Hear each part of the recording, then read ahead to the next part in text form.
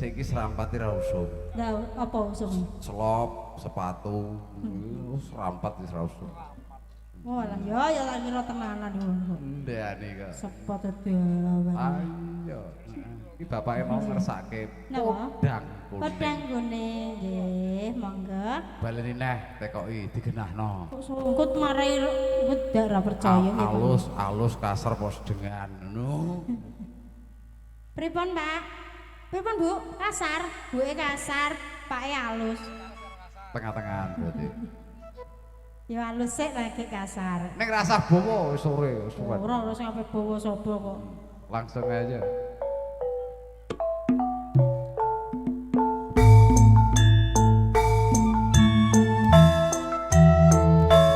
Podang ngene panjenengan saking Bapak.